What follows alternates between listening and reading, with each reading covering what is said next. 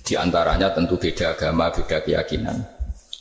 Saya mau membacakan cerita di kitab Ar-Risalah Al-Qusyariyah. Jadi saya hanya membantu referensi-referensi yang diajarkan guru-guru kita. Ar-Risalah Al-Qusyariyah adalah kitab kesayangan Mbah Maimun karena dulu mbah beliau dapat ijazah dari Sayyid Umar Sato, kakaknya Sayyid Abi Bakar Sato yang punya kitab I'anatul Thalibin. Dan kitab itu dibawa ke Indonesia sampai ke saya sebagai murid beliau. Di antara yang disebut dalam Ar-Risalah Al-Qusyariyah ini Thariqatu Ahlil Ilm, kitab Ar-Risalah Al-Qusyariyah itu. Saya baca nasnya atau ibaratnya atau tagnya. Sami'tu ba'dal ulama yaqulu istadhafa majusiyun Ibrahim al-Khalil alaihi salam faqala bisyarti antus lima. Famarral majusiyu fa'awhawahu ta'ala ilaihi mundu khamsina sanatan nut'imuhu ala kufri. Falau nawaltahu lukmatan min ghairi antu talibahu bitahyiri dini. Famando Ibrahim alaihissalam ala athari hatta adrokahu wa atadhara ilaihi fasalahu anisabab fadhakara lahu dalik fa aslamal majusiyu. Jadi suatu saat Nabi Ibrahim itu kan terkenal Abu Duyuf, orang yang mesti menservis tamu-tamu itu. Kita tahu dulu itu tidak ada warung, tidak ada hotel, tidak ada, ya pokoknya tidak ada mall, sehingga kalau orang pergi itu kelaparan betul. Bahwa orang kaya pun kelaparan karena melewati padang pasir. Kalau sekarang kan orang mau sowan kiai makan dulu. Karena takutnya di rumah kiai kan makan sungkan, jadi makan dulu nanti di kiainya tinggal pura-pura makan. Kalau dulu memang makan nih tamu itu wajib betul, kalau enggak ya kelaparan betul tamu. Sehingga cerita suatu saat di antara tamu itu berakidah, berfaham majusi atau beragama majusi lah gampangannya. Terus Nabi Ibrahim nggak mau, saya mau ngasih makan syaratnya Anda harus Islam. Akhirnya orang ini putus asa kemudian meninggalkan Nabi Ibrahim. Saat orang itu meninggalkan Nabi Ibrahim, Allah memberi wahyu ke Nabi Ibrahim. Orang itu umurnya 50 tahun dan dia hidup karena tak kasih makan. Terus kata Allah, mundu khamsina sanatan nut'imuhu ala kufri. Saya yang Tuhan saja ngasih makan dia 50 tahun tanpa syarat dia harus Islam. Kamu baru dimintai makan sehari mensyaratkan Islam. Walhasil terus Nabi Ibrahim ngejar orang Majusi itu, terus monggo-monggo makan di rumah saya. Singkat cerita terus orang Majusi itu tanya, kenapa Anda berubah pikiran? Terus Nabi Ibrahim cerita bahwa beliau ditegur Allah kemudian harus melakukan itu. Jadi cerita-cerita seperti itu banyak. Dulu kita dengar para kiai sering cerita ketika seorang Yahudi rumahnya diusir Amr bin As untuk pembangunan masjid. Ketika lapor ke Sayyidina Umar, masjid itu yang mengambil tanahnya orang Yahudi harus dikembalikan ke orang Yahudi. Dulu guru-guru kita juga sering cerita Sayyidina Ali itu pedangnya dicuri sama orang Yahudi. Ketika ketemu di pasar atau di jalan, kemudian Sayyidina Ali yakin itu pedangnya, dilaporkan ke Qadhi Syureh.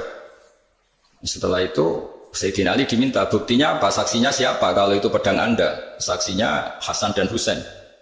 Tapi kata hakim, Said Hasan Husain itu keluarga Anda, tidak sah jadi saksi. Zaman itu Sayyidina Ali masih berargumentasi, waqad qala Rasulullah sallallahu alaihi wasallam Hasanun wa Husainun sayyidah syababi ahlil jannah. Tapi kata Imam Sureh tetap standar saksi itu tidak boleh dari keluarga. Singkat cerita, qadhinya itu pakai standar hukum usul fikih, al-qaulu qaulu sahibil yad. Yang dibenarkan adalah yang sekarang megang barang itu. Ketika nggak ada saksi, al-musaddaq, yang dibenarkan al-qaulu qaulu sahibil yad, yang dibenarkan ya yang megang barang itu. Singkat cerita dimenangkan oleh orang Yahudi tadi. Setelah dimenangkan, Sayyidina Ali agak kecewa, masa seorang Amirul Mukminin sidang di pengadilan negeri kalah. Tapi orang Yahudi tadi akhirnya insaf, sadar sampai masuk Islam, sampai beliau ngendikan bihadza taqumus sama wal ard, karena ini langit dan bumi berdiri karena keadilan itu. Jadi ini cerita-cerita referensi yang bisa menolong teman-teman siapapun berkomunitas internasional. Karena pikiran saya sederhana ya, al ilmu yurisul ahwal, ilmu itu melahirkan sikap. Jadi kalau kita punya referensi yang cukup tentang toleransi, insya Allah kita hidup di mana saja punya toleransi, karena toleransi itu juga ajaran agama. Di antara yang diceritakan para guru-guru kita adalah ketika Nabi mau dibunuh oleh orang namanya Daksur atau Duksur, siapa enggak tahu KTP-nya saya. Kiai-kiai kalau baca Daksur. Ketika beliau sedang santai di satu tempat, tahu-tahu ada orang yang mengambil pedangnya kemudian bilang mayyam na'uka minni ya Muhammad. Sekarang Anda sama saya berdua, siapa yang bisa menghalangi kamu? Nabi dengan rileks menghentikan Allah. Kemudian si Daksur ini gemetar, pedang jatuh. Kemudian diambil Nabi. Sekarang ya Daksur mayyam na'uka minni, yang bisa menghalangi kamu siapa? Orang itu bilang la ahada, tidak siapapun. Nabi dengan gampangnya fa'afa'an, Nabi memaafkan. Padahal ini jenis harbi, jenis orang yang jelas punya niat bunuh. Terus artinya kita-kita yang ngaji di pesantren, saya ngaji di Mbah Maimun, punya Bapak Kiai Nur Salim, semuanya ngajarkan bahwa di mana-mana perang kekerasan itu ya karena kita diperangin. Udina lilladzina yuqatalun, karena kita diperangi kita boleh perang. Qatilul ladzina yuqatilunakum. Jadi yang boleh kita perangi ya zaman kayak kita dulu dijajah Belanda, dijajah Jepang zaman itu. Ketika sudah tidak ada penjajahan ya alasan itu sudah hilang karena mereka tidak merangi kita. Jadi apa ya, perang ya ada konteks rasionalitasnya, damai juga ada konteks rasionalitasnya. Tapi karena kita punya tradisi referensi, teman-teman yang di Jerman tak bantu, tadi ada kitab Arisal Al-Qushairiyah, terus ada beberapa cerita-cerita tadi kayak Daso. Kalau ayatnya jelas ya, jelas qatilul ladzina yuqatilunakum wa in janahu lisalmi fajnah laha wa tawakkal 'alallah. Bahkan seperti yang diceritakan Profesor Quraisy tadi, yang sedang kita benci pun bisa saja suatu saat teman. Dalam surat Mumtahanah itu atau Mumtahinah ada ayat asawwau ayyaj'ala bainakum wa bainal ladzina atitum minhum mawaddah. Bisa saja orang yang sekarang kamu benci suatu saat kamu cintai. Wallahu qadir, itu Allah Maha Kuasa. Dan tadi saya menambahkan yang dikatakan Profesor Quraisy tentang belajar. Dulu Nabi itu enggak puasa Asyura. Tapi ketika datang ke Medina, orang-orang Yahudi itu puasa Asyura. Coba tanyakan ke mereka, kenapa puasa tanggal 10? Terus mereka menjawab, yaumun najawwahu fi Musa, itu hari yang Allah menyelamatkan Nabi Musa. Terus fa'amara bisyami, kemudian Nabi menyuruh sahabat puasa.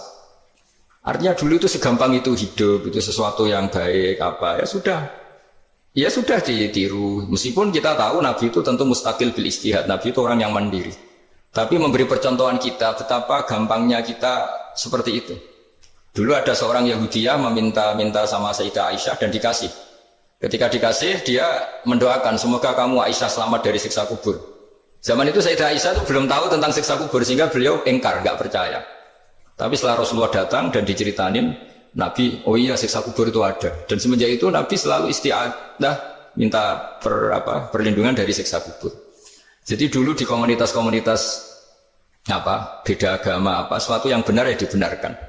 Makanya kaidah umum dalam interaksi antar agama itu la tusaddiquhum wa la tukadzibuhum, ya kamu jangan bilang iya, jangan-jangan enggak, ya jangan bilang tidak, jangan-jangan iya. Jadi aturan ilmunya jelas la tusaddiquhum wa la tukadzibuhum.